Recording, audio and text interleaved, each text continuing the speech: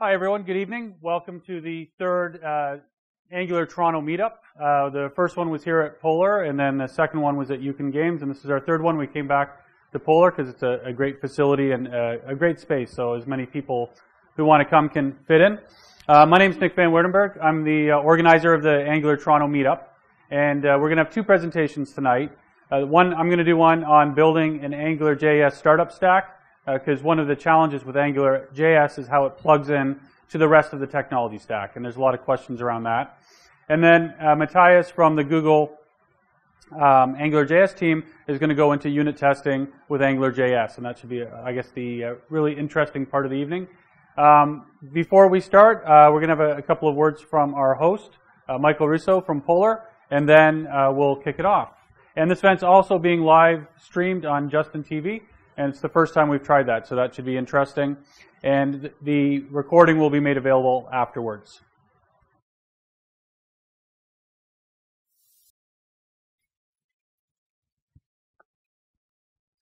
Hello, everyone, and welcome. Love seeing the space so full. There's going to be a ton of people on the live stream. The Polar team really loves hosting these events. They're really fantastic, and it's amazing to get the community together. Special thanks to Nick and for Matthew for putting this together in the live stream. Quick round of applause.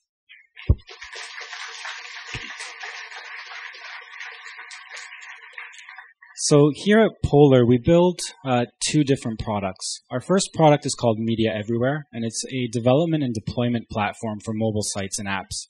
It helps you build really smooth, really fluid apps for media companies that run in the browser. If you check out the Toronto Star, for example, on your iPhone or Android smartphone device, that's powered by Media Everywhere. Our second product is called Media Voice, and it's actually a brand new product. It's a platform that provides capabilities for publishers to easily present, create, serve, and report on native advertising campaigns. And our customers really love the product because it helps them build scalable native advertising businesses. This was actually conceived of as a feature of Media Everywhere, and we recently spun it off into its own product because the customer demand was so great. So that product is live and out there, and if you check out the National Post, they're currently running a campaign live on Financial Post for GE. We're hiring. We have a number of roles that are open. We have a couple of senior software engineer roles we're looking to fill that kind of span back-end and front-end. As well as more specialized roles, analytics, infrastructure engineering, as well as dev operations. So if you're interested, definitely grab me after the talks. There's a bunch of Polar guys at the back as well. They'd love to talk to you about joining our team. We use a number of different languages and technologies. Our core languages are Python, CoffeeScript, and Clojure. And we use a lot of other amazing open source technologies that we glue together. So thanks, everyone. And enjoy the rest of the evening.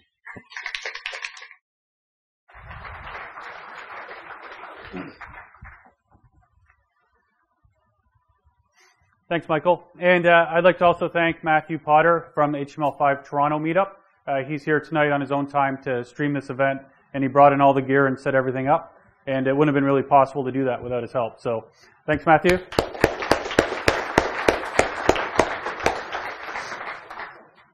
So I'm going to be talking today about building a startup stack with AngularJS. And what I mean by that is that when you use AngularJS, it's often in a vacuum. So you are building apps, you're using lots of jQuery, you decide to use AngularJS, and you may plug it into your existing infrastructure, but then you run into some issues with how do you handle authentication. When you break away from the page, the server-generated pages, how do you build in the authentication? How do you link the two worlds together? And if you're building a startup and you're doing your stack from the ground up, there's a lot of decisions you have to make. So AngularJS or a MVC framework for a single-page application is almost a given today. Everybody that I know who's building a startup or evaluating their next generation of web application functionality is deep into evaluating those technologies. But then you also have to figure out what's your server going to look like, what your database is going to look like. And there's a lot of change and a lot of confusion, and I guess just a lot of unknowns in putting that all together. So my company is called Wrangle.io, and we're a JavaScript full-stack consulting company. We only do JavaScript. That's our sort of obsession in our life. And we're focused on this particular sort of mode of building apps. And so you have your traditional stack with server-side page generation, and this evolution on the internet as HTML5's emerged in Angular to what is a thin server computing model. And so with that, we've put together a team of JavaScript-obsessed people. So everybody here that you can see in the picture is here tonight. So if you have any questions, you can find them in the audience and ask them. They all know more JavaScript than I do for the most part. Pinto is our mascot. He's actually not available for external consulting because he's too valuable internally. He's our DevOps guy. And then the two guys that don't have pictures, they actually work in the United States, and I think this is like an NSA thing that's taking the pictures out of my slides because it was there earlier today. So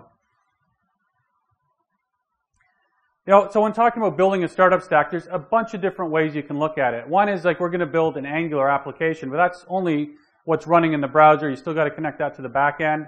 There's emerging sort of back end as a service companies out there that are building web services that you can plug into directly with Angular. That's still a ways away from being a successful model because of a lot of authentication issues.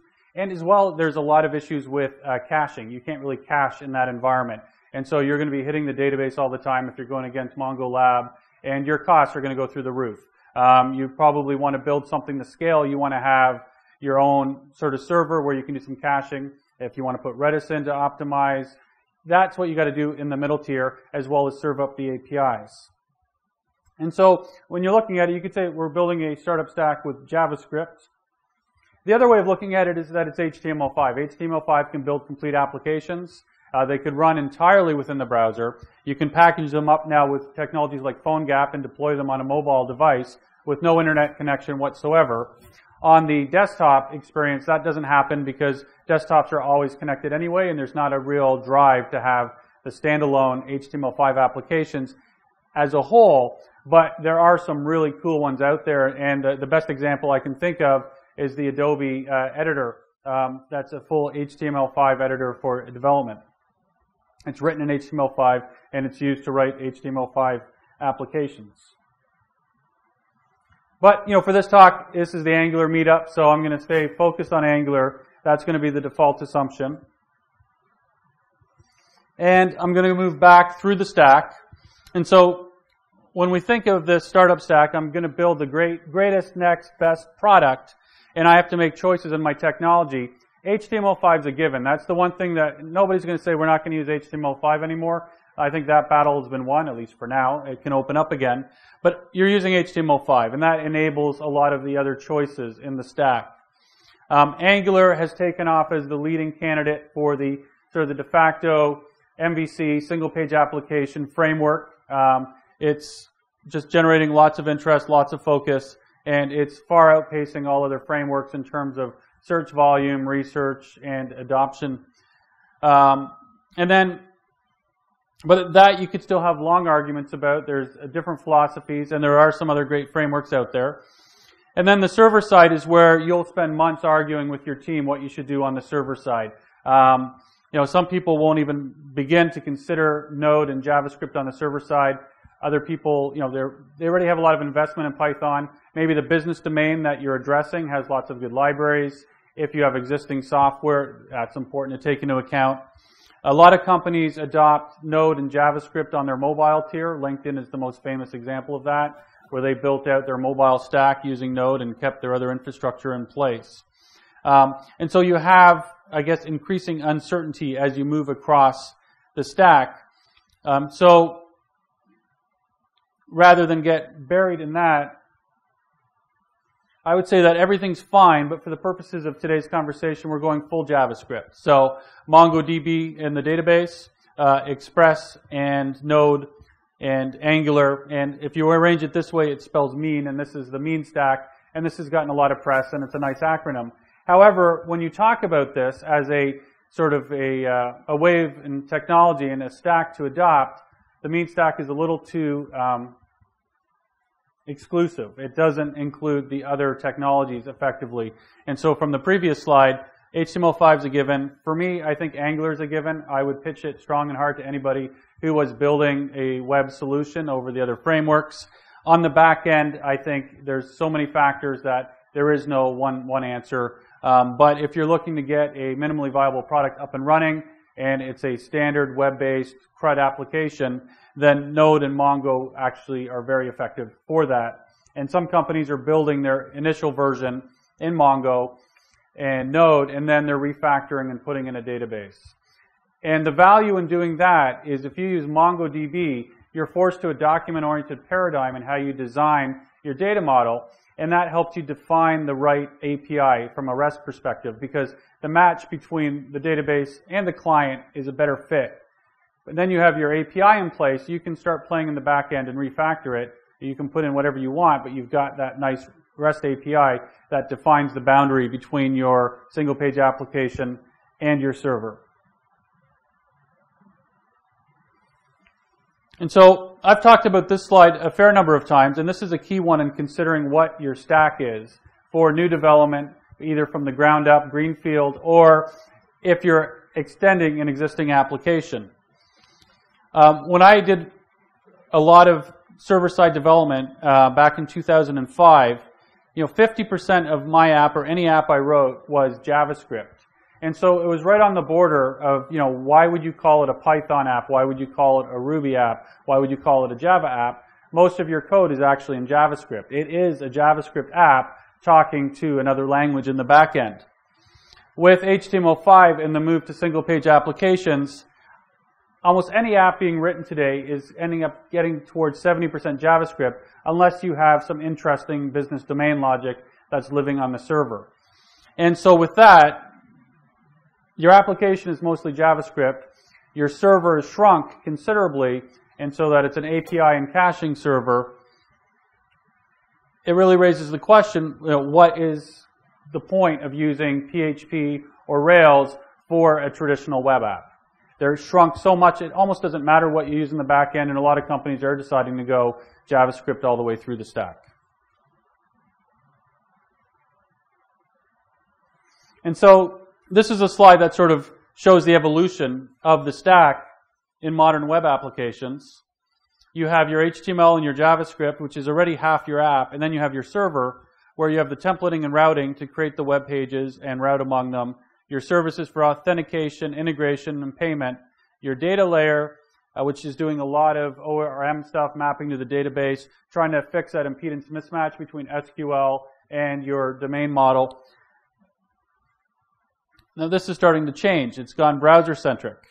And so the templating and the routing's moved into the browser. That's gone off the server.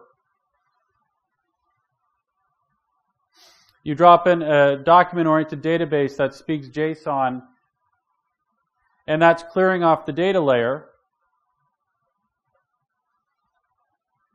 The services are getting smaller because they don't have to mediate between the presentation and the query language. And you have a much smaller server.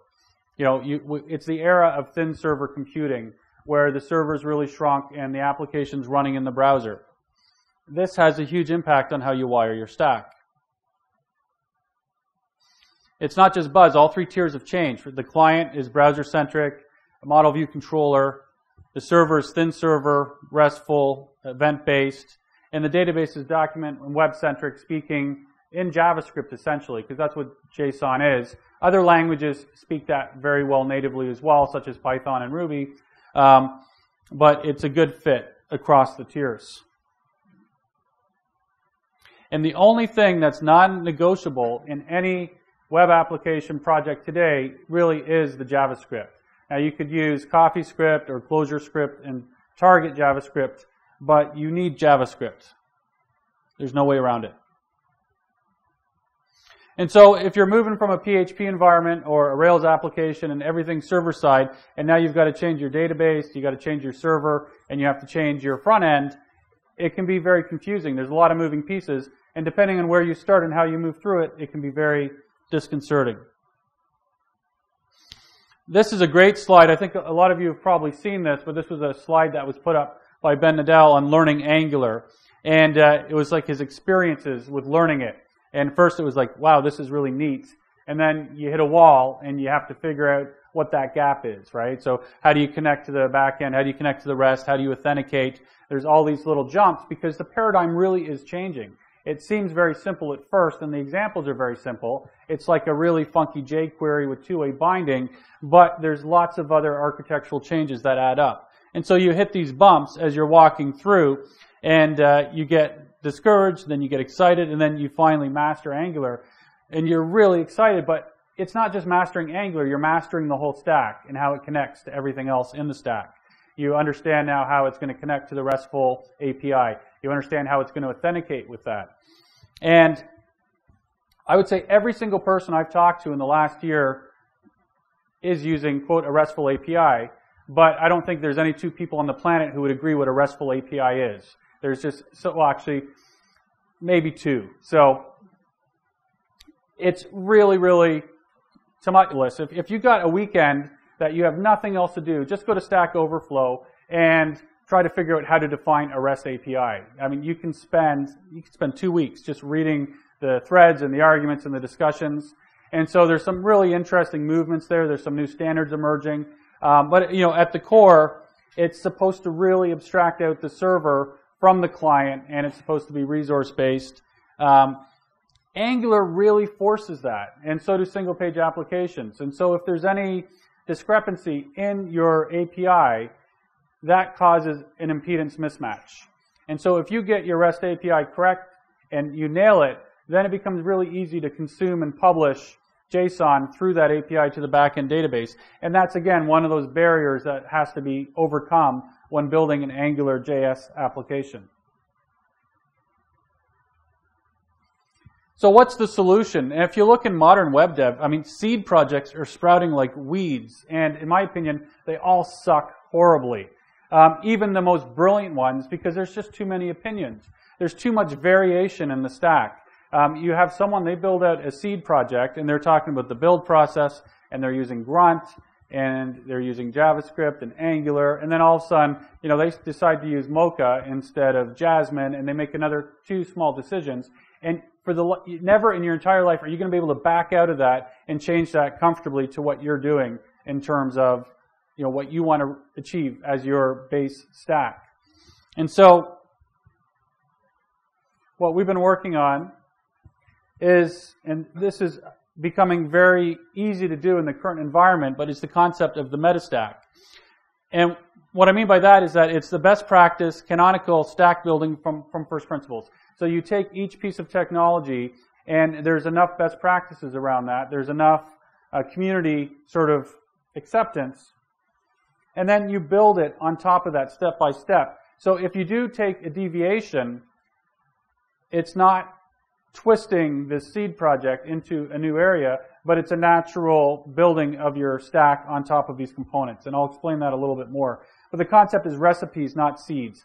And a good parallel is, you know, you're just building your development stack and your production stack, but a good parallel is what Chef and Puppet do in terms of managing production servers. For that to be really successful and elegant and work well, you have to build up the recipes to do that. And the tools now exist to do that. And so you have your mean stack, but then you also have your process stack. And the Node Package Manager, actually I should say NPM, because that does not stand for Node Package Manager, it's just NPM. And Yo and Grunt and Bower really form an incredible foundation for doing this. And when I did the first Angular meetup a few months ago, Yo, Grunt, and Bower, as part of the Human project, had just been completely refactored from the ground up. And everybody who saw it said, oh, I didn't know it did that. Because what had happened was Human was this bloated, complex generator scaffolding project. And then they realized that the emerging technologies in these other projects had reached a level of maturity that they could drop a lot of their focus. And Yo became the generator part, Grunt's the build automation, and Bower is the client-side dependency manager. And those 3 work together so that now you can build out your stack and automate your stack very quickly. And then, of course, Git has become the foundation, and continuous integration with Jenkins sort of completes that process automation stack. So creating your default project stack for a modern web application, starting with Angular as a given, you have Angular, you have your REST API, you have an API server, you have, say, MongoDB at the back end, or SQL, and whatever's, taking your SQL data and mangling it into effective JSON. And the project here I have is called TIM, and it has something to do with time management. I haven't quite nailed the acronym yet. It keeps changing on me, but sort of the example project. And sort of going through the process of creating the recipe and going through the steps, the foundational step is you have your production server, you have your Mongo database. You can use Nojitsu and MongoLab if you like, or install Mongo locally. Node, NPM, Yo, and Bower, and Grunt. I should have Grunt there at the right versions, and Git installed. And then this gives you a foundation that you can build your stack, build your app, deploy your app, and manage everything end to end in a prescriptive, recipe-driven manner. And so the starting stack, these keep evolving. I should remove the node number, but Node Package Manager, Yeoman, which is Bower, Yo, and Grunt, Mongo, Git, and then your development editor. In the Angular world, Sublime Text 2 and WebStorm have become almost pervasive. I don't think I've seen a webcast in many, many months that don't use one or the other. And then from there, you can walk through the process. So first of all, package JSON, that defines what's going to be installed on the server level. Mongoose for MongoDB, Winston for logging, and getting those installed with npm install. Express for the web server. And that gives you now the starting of a stack that's sort of equivalent to what you would have with using a more advanced PHP, Python, or Ruby framework, because you have the logging, you have the database connection, and you have the framework for managing the REST endpoints. And then walking through that, so rather than pulling out a seed project, you can go in about 15 minutes and walk through all these standard ways of deploying these technologies and build your stack and make the appropriate changes at each step without having to go with a bloated, preconceived seed project that's probably going to go out of date. And this also helps capture the thinking and where the industry is going. So when we're trying to decide what we're doing on our projects, we're trying to really build everything to sort of the common community standards. And one way we look at that is how the tools actually produce code. And so the biggest argument we had last week was in JavaScript whether we should have in variable declarations a leading comma or not. And so that's a popular convention in JavaScript. And the Express generator used to put leading commas, and then I guess they changed their mind and they removed it, so that's not there anymore. And I think the community sort of standard has shifted over the last 9 months that the leading comma is sort of disappearing in the JavaScript sort of coding guide. And so we looked at that, we argued, and then we went with the no leading commas.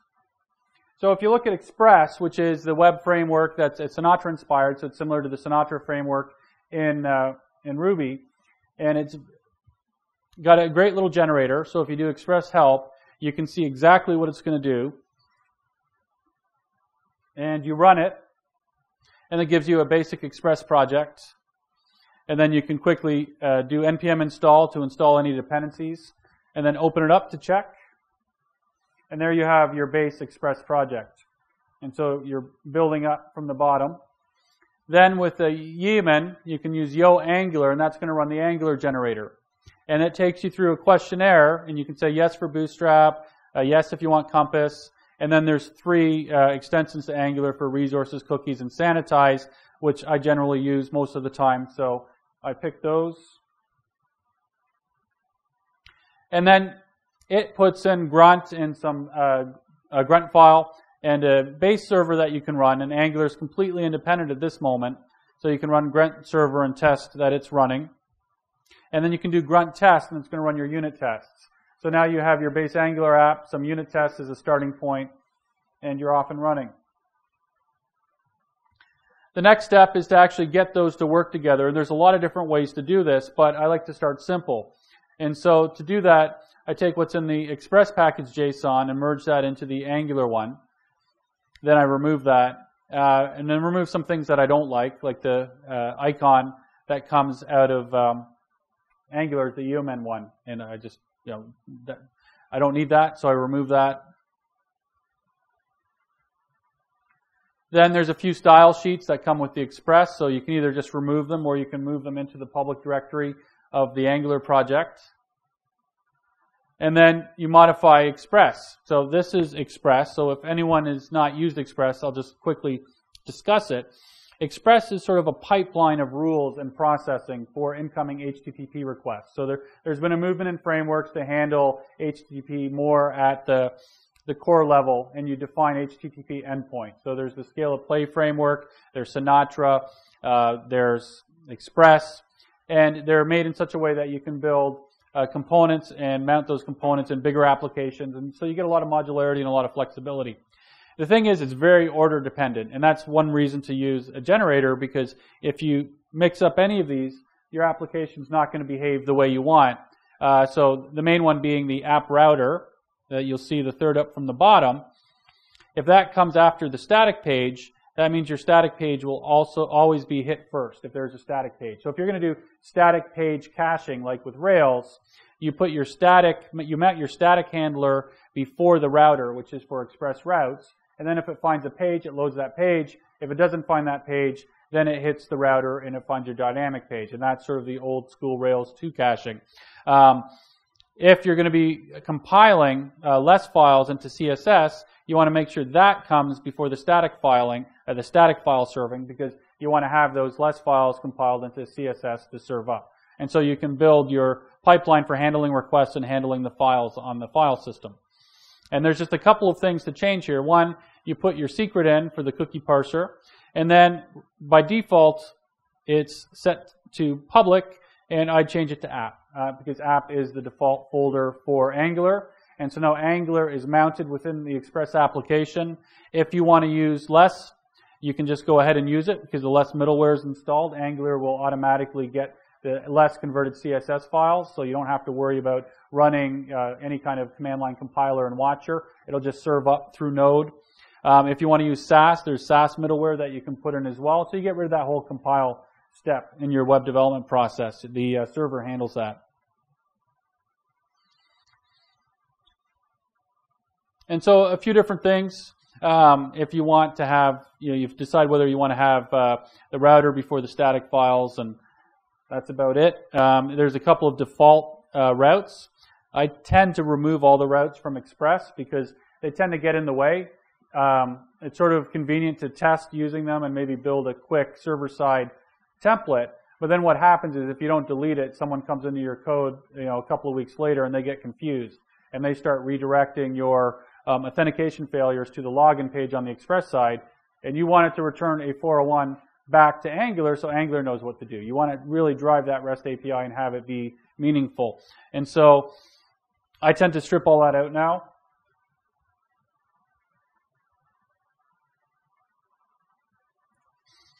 And then start building my API. And so Winston is become the de facto Node logging library. So the thing with Node is you have to build a little more yourself. It's not all one. But again, if you look to community standards, there is an emerging community reference stack.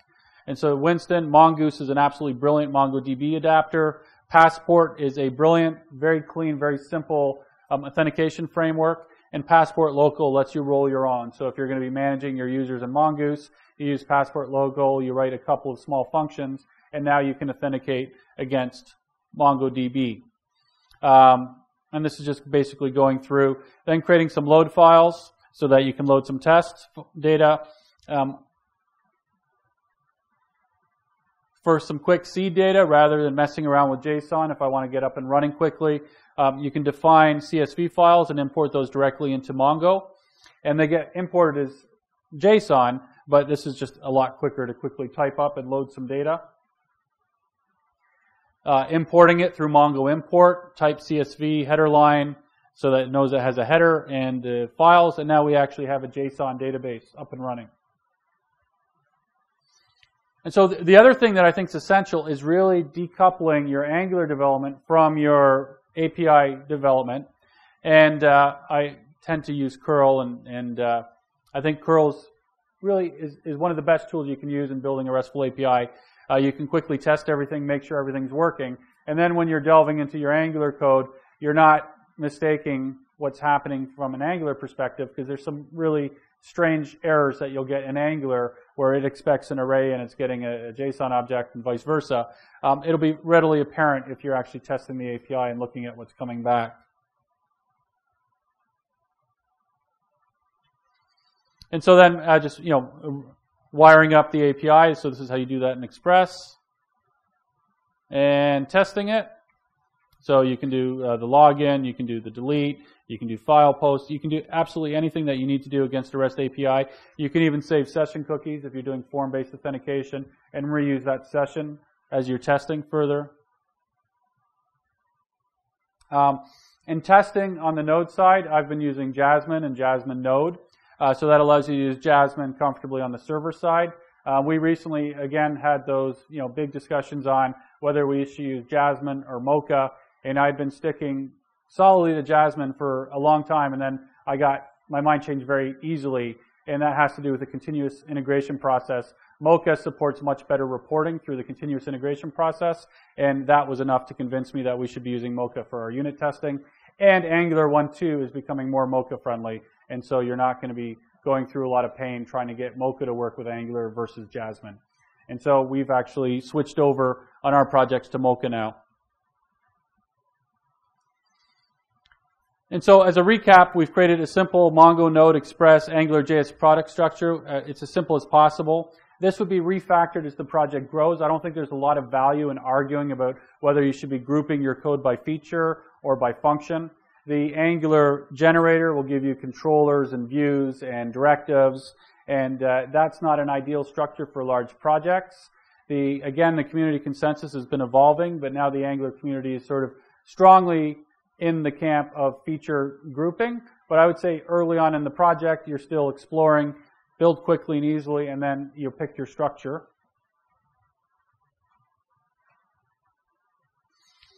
And so the stack summary, this is again that complete stack. We have Node for the application server, NPM for package management, MongoDB for the database. From the process side, that's an important part of the stack that needs to be considered almost as much as the sort of the core technology. We have Yo for scaffolding, Bower for client-side package management, Grunt for build management and automation. On the server side, we have Express, Passport. Express is the web framework, Passport for authentication, Winston for logging, Mongoose for the DB access, Request is another library that's for calling other REST APIs. So if you're going to be calling other services, Request is good, and there's also Wrestler, but it's a little less supported. So again, we've shifted over from one to the other based upon what the activity in the project is and the community trend. And underscore for JSON wrangling. So, there was a blog post, I guess, about a year ago or so, and it was about the Rails sort of concept, where in Rails you have two different stacks. You have the chef's version, which is what 37 Signals prescribes, and then you have what everyone else uses after they've installed Haml and all of the RSpec and all of those other extensions. And so I think software stacks, they need to be organic. They need to support evolution. They need to support discovery and creation. And I think that Node is almost catching up and moving faster than a lot of the other frameworks, and Angular, because these pieces are getting a strong community consensus. I think the Git in the open source community has really changed software in the last few years, in that there is rapidly emerging community consensuses, if that's a word, that are well defined and easily found and easily discussed. If you consider actually Git plus Stack Overflow, there's this rapid evolution of really defining what makes a core stack. And in the JavaScript world, it's starting to settle down very nicely. On the Angular side, you have AngularJS, Bootstrap, Angular UI, Angular Grid, underscore, D3. These have become really standard across all projects. One of the things about Angular, because it is a very REST and JavaScript-oriented framework, it's built around JSON and it's built around REST.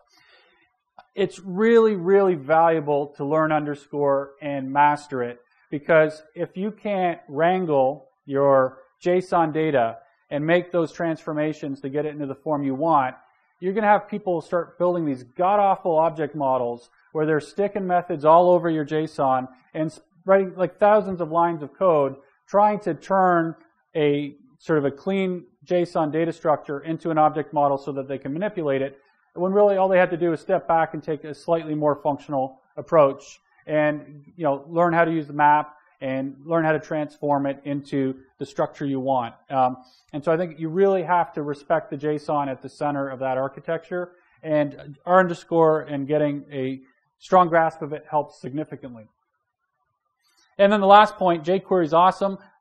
It gets really messy, and it's good to discipline yourself to focus on the Angular way. And if you are using jQuery, wrap it in a directive, encapsulate it, and don't let it sort of appear in the rest of your Angular code. And so we already talked about this, but basically you want that clean API. It's a RESTful API. One of the things that's emerged, again, this was not clear in Angular a year ago, but how do you handle authentication in the same way you do on the server side, which is very nice. Someone hits a page, they're not allowed to see it, they get redirected to the login page, they log in and they get dumped back on that page, and it's nice. The user doesn't get lost, they just log in and they're done. That's easy to do in Angular now. There's HTTP interceptors, and you can define that so anytime an HTTP response comes back from your API call with a 401, you can push that call into a stack, you can redirect or pop up a login page, authenticate, and then retry that call, and you've got that same workflow as you have on the server. That's covered in the AngularJS book from the AngularJS team, O'Reilly, and there's also a new book out, which I'm going to point out that as the best implementation of that I've seen. Security, you secure the API, and then if someone goes around your routing in your Angular app, they're seeing nothing anyway. That's not any different than what you would ultimately have with pages for the most part.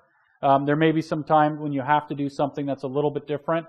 If you need to really lock down a part of your app and that you're not just happy blocking API access, then you can force a page reload with Angular for that section of the application and put some of the security on the actual page routes.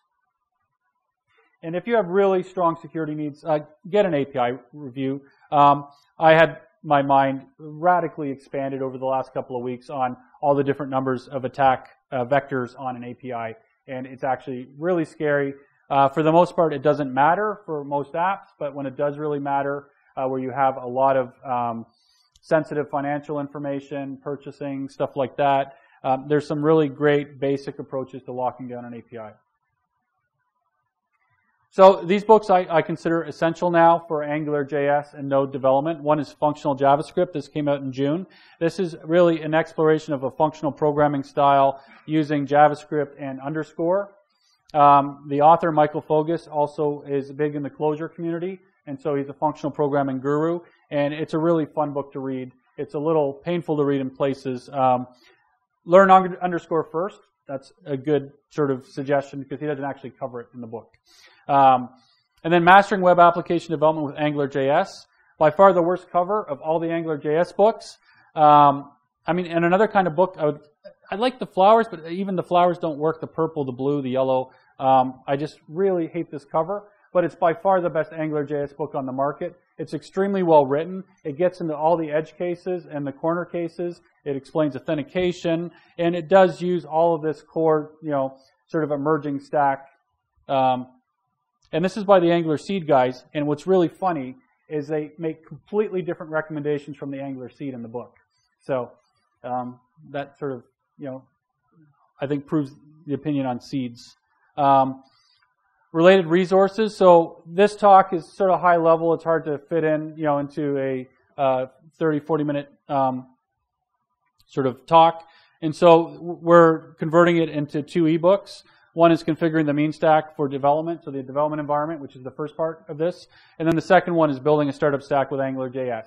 And so it's basically just the prescriptive description of how to build a seed without building, using a seed through like a recipe-based approach. I'm going to put these up on the AngularJS website. If anyone wants to be notified else, if people aren't on the Angular site, then they could just register for the mailing list on my website, and we'll send it out. Just a quick sort of touch point on the sort of the broader community in Toronto. AngularJS, there's a PhoneGap meetup that we're organizing that's starting next month, and that's going to have Angular talk. And then also at a strategic level, we're organizing a conference for Stack strategy later in the year in November. So some related events. We're talking at the MongoDB meetup on October 9th. So building reporting services using REST and Node for web applications that use MongoDB. And so building the API layer to support reporting functions. And then on PhoneGap, AngularJS and PhoneGap are coming together nicely. And it's becoming a great platform for building both your web presence and your mobile presence. And then we're actually running training in October on building a stack, a 2-day training course. And then the CTO conference will be in November. So thank you. That's my talk. I hope it was useful to people, and I hope the streaming worked out. That was sort of fun to do that. Any follow-up questions, you can talk to me or anyone here who I work with, or email or anything. Always glad to talk and answer any questions. So thanks.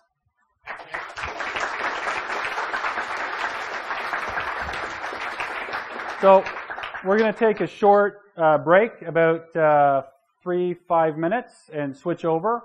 And the next talk I'm really excited to watch, and it's going to be Matthias talking about unit testing with Angular. He works with the AngularJS core team, and so it's going to be leading edge stuff that probably nobody's seen before. So